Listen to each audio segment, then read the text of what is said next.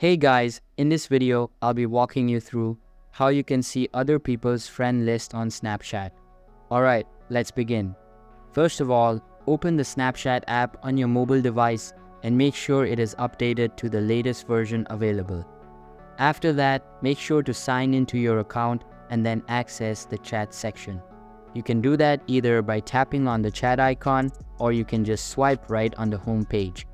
Now, you just need to look for your friend's account. You can just search for it using the search bar and then tap on their profile icon. On this page, you can see that there is no such feature available.